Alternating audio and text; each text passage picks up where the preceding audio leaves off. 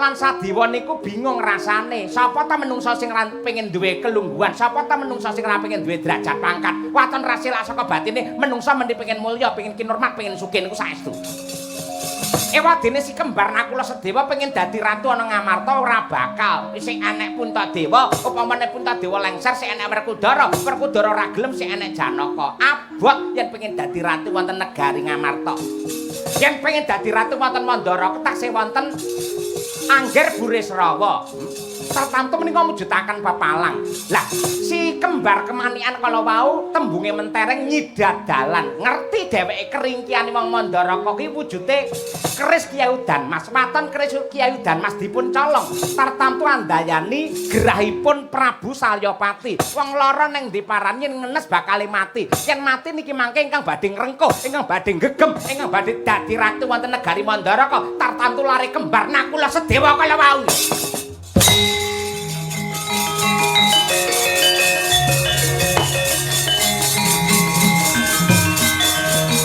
Sing langit lap-lap akon lereng angin alit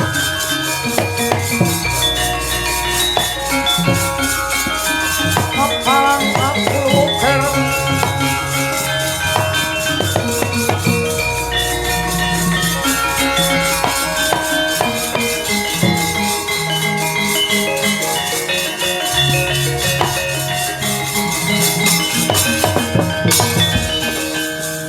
Montap lirake netap supaya yakini bedodo bang mawing wengis netra kosak ngundar andir ditepnya mangala sakra praupan mrabak braneng kaya kembang wurawari yen kasumeta merang seketeng muruk dahanane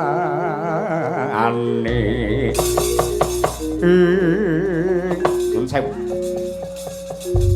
menawi kula glijah kula rasa kok semunipun pangandikanipun Bapa Durna menika kok mboten tinemu ing nalar. Saged kula arani mbutuk lor kena kidul. Gandeng cenengipun sambung rapetipun, wujudipun gerahipun. Nenggih Kanjeng Rama Salyapati calipun Kyai Udanmas menika menapa kalian adi kula pun kembar kemanikan Nakula lan Sadewa. Menika cara timbangan jomplang etungan ganjil gamelan boten laras. Kula menika sampun apal watak wantu lagak lagon lagianipun kembar Nakula Sadewa. Nika wong sing trima, nika wong sing tulus, wong sing jujur, ora mendem karo kelungguhan, ora edan karo jabatan. Parandene kok dening Bapa Durna dipun dakwa nyidra wujudipun Kyai Udanmas. Menika kula sing boten trima, kula sing boten narimaken. Setelah muta pangandikanipun Bapa Durna menika ngayawara mboten mawi dasar-dasar ingkang kiyat.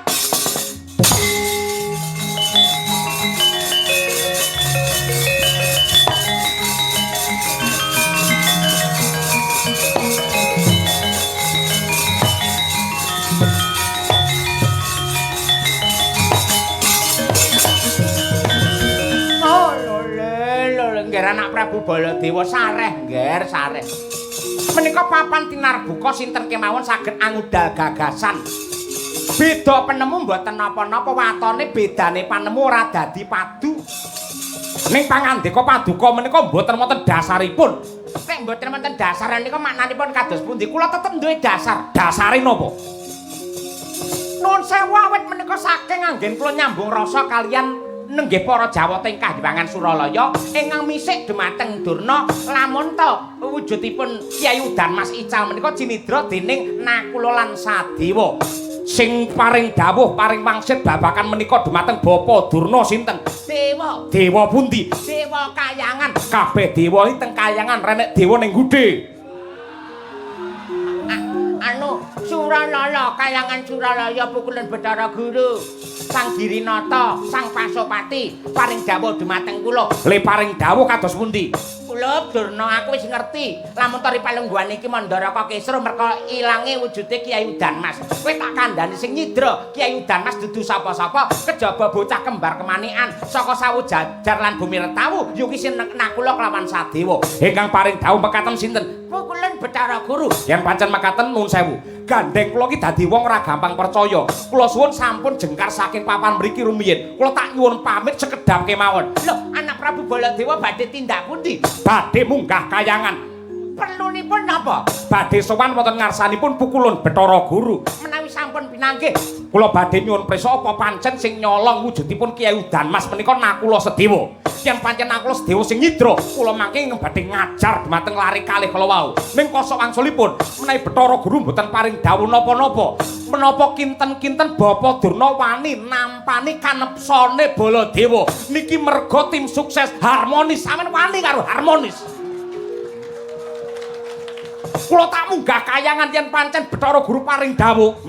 Lamun to sing nyidra wujudipun Udanmas menika pancen Nakula Sedewa, kula sing jejeki lari kalih, kula ngemejahi Nakula Sedewa. Ning menawi Bathara Guru mboten paring dawuh menapa-menapa, menapa Bapak Durna wani nampani kamurkane Baladewa. Anggendika badhe tindak kayangan benjang napa? Dinten menika ugi kula tekan ning kayangan ora bakal ketemu karo Bathara Guru. Sebabe merga Bathara Guru dina iki nginep ning Tawangmangu. Belket Deso. Durna.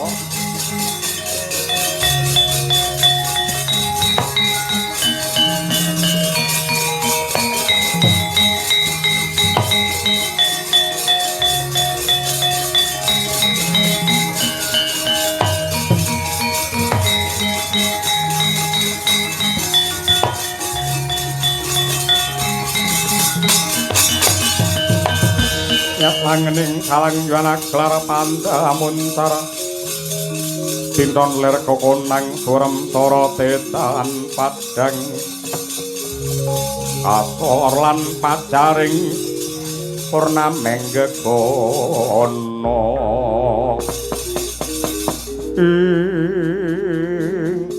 perkara iki ora bakal rampung yen mung nganggo cara regejegan golek bener dewi-dewi kaya mangkene. Sengkuni wonten dawuh penemban, kowe wong pinter. Kira-kira kangge ngrampungake lelakon iki cara apa sing kudu ditindakake, Suman?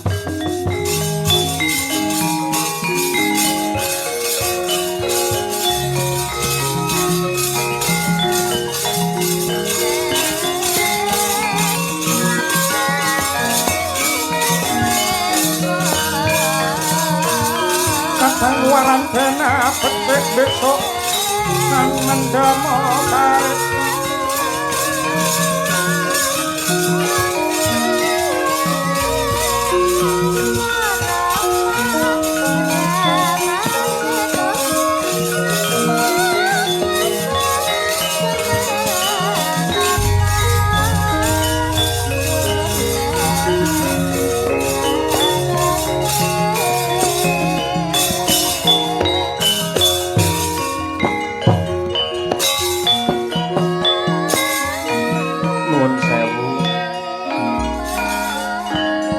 menawi manut aturan manut pranatan menawi sak lebetipun musyawarah menika mboten saged manunggalaken utawi nggolongaken tekad menika ngginakaken swanten kathah utawi tembunge mentereng voting dados ingkang lenggah wonten ing pendhapa-pendhapa pacrabaan ing Talkanda mriki sedaya dipun etang ingkang sarujuk kalian pamanggihipun Angger Baladewa sinten ingkang cocok kalian pamanggihipun Kakang Durna bilih keris Udanmas menika cinidra dening Nakula lan Sadewa sinten monggo sakmangke swantenipun dipun etung kemawon prayoginipun lak ya mekaten to mangke malah enggal wonten kerampungan.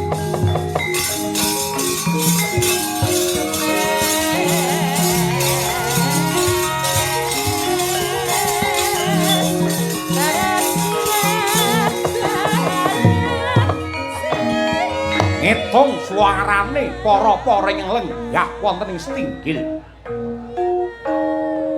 gandeng saperangan ageng ingkang sowan nenggih para sata Kurawa. Pramila nindakaken sanggit rungsit reka daya kinarya. Budi daya mrih satriya kembar kemanikan antuk pidana. 96% swara nyengkuyung marang Durna gragapan Prabu Baladewa.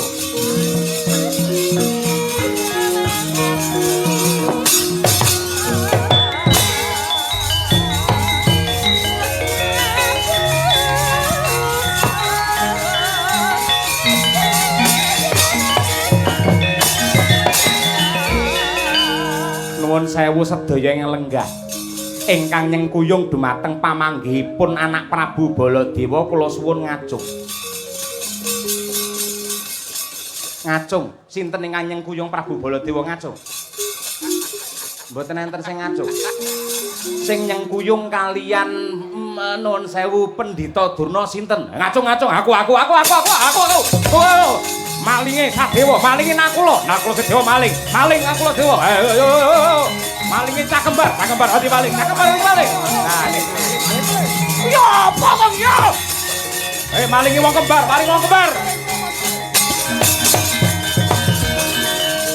Cara mbel gedes niki melih. Genah sampun dirikadaya yen ngitung swara mongko sing lungguh teng mriki racake para Kurawa tur Kurawa iki le mangigit-igit karo Pandhawa kliwat ukur mila sedaya nyengkuyung dumateng Bapa Durna. Niki kula anggep sarasian mboten resmi. Yen pancen sarasian resmi kudune Ratu Ndarawati, Ratu Pancala diundang kok ora diundang iki piye? Sing teko ngomong Kurawa tok. Kula kalah swara. Sampeyan kalah swara, sampeyan tetep kalah swara.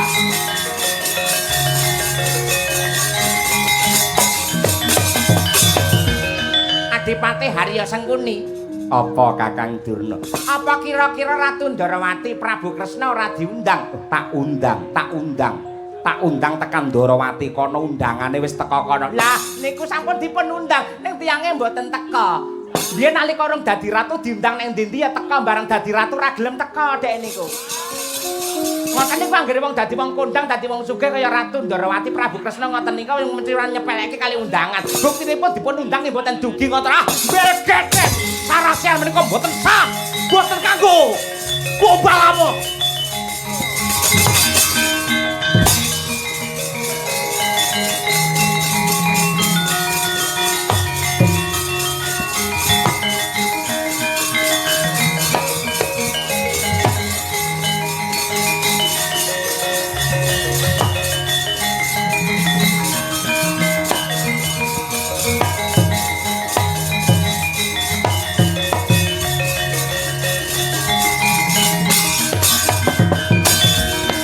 Lukon laguning lekas lukita linuding kidung kadung kadereng kamomor memangun marah rahayu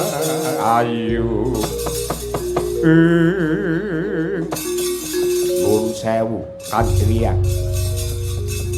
Gandeng para lenggah sampun nunggal swanten golong ing sedya gilik ing cipta nemtokaken bilih kembar kemanikan ing dados Durjana kalilan kula mangke sakadang Kurawa ing badhe ngadili dumateng Nakula lan Sadewa ngibarate gaman yen kowe sing tumandang iki mengko kelandhepen Duryudana kelandhepen aja kowe sing ngadili ning malah keluargane dhewe wae sing ngadili Nakula Sedewa kuwi duwe dulur ya kuwi para Pandhawa aja Kurawa eman-eman astamu men salah sawijine Pandhawa wae sing ngadili marang bocah kembar Durna wonten dawuh penemban Janaka kuwi lak muridmu nggih menika siswa kula menika katresnan kula murid kesayangan kula menika pun Janaka menika syukur kowe lak pendhita pinter nggih ingkang sami ngucap nggih mekaten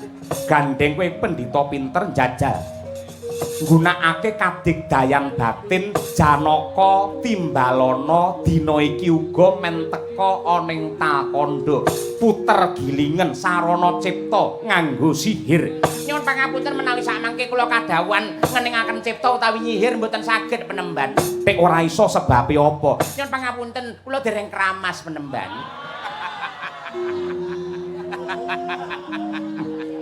Ngapunten, sanget ngapunten. Iya. Wong tuwek jan nganti kaya walit.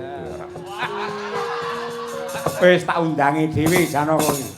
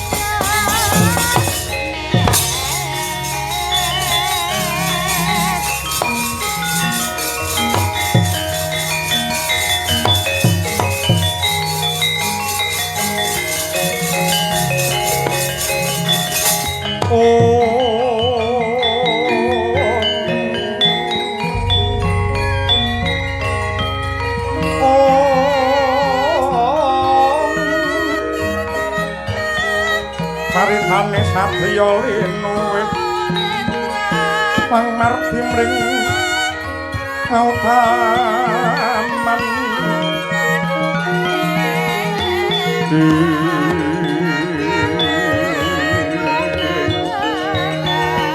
tanpa kamring pangestine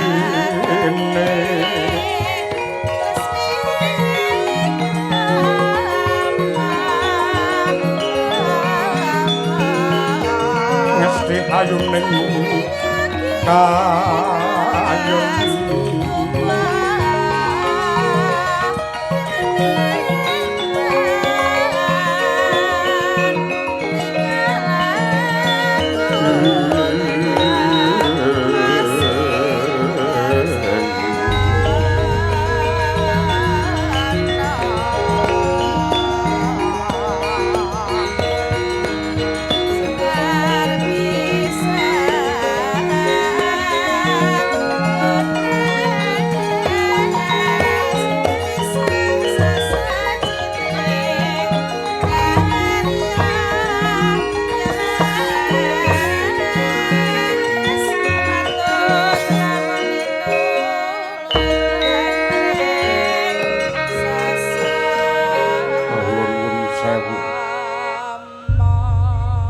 pasang Kalimantabi tinebining tulak manu demawang tawang tuwang kula ingkang sowan wonten ngarsa paduka Kanjeng Hyang Takanda sembah kula katur Kanjeng Hyang. Ya nggih putuku wong bagus Arjuna wis ndak tampa pangestuku tampanana. Inggih kula tampi mugi andadosaken jimat Bapa Guru Durna bekti kula katur. Welewetes muridku ya tak tampa pangestuku tampanana. Nggih. Ingkang muter giling kula wau sinten? Aku sing muter giling aku. Penemban Bisma sambat karo aku. Yah, bagaimana? Ira pinangkane apa pamujute Kyai Sepuh. Nggih. Matur nuwun. Koko Prabu ngestina sungkem kula katur Koko Prabu. Ya, adikku wong Jatmika ndak tampa Janaka pangestuku tampanana. Inggih kapundi. Kalilan cumadung dawuh Kanjeng Hyang. Arjuna nuwun. Ruhanana saraseyan ing dina iki ngrembug bapakan grahe Ratu Mandaraka ya kuwi Prabu Salyapati sarta ilange keris Kyai Udanmas. Lan palungguhan iki rembukan wis antuk titik temu lamun to ilange Kyai Udanmas pancen cinidra dening Duratmaka ning malinge dudu wong liya braya isih keluarga Mandaraka lan aja kaget ya Janaka malinge adimu kembar Nakula lan Sadewa Matmara Sang Arjuna Dasmunira kamanungsan sawangnya gendreh manis liringe dikamantian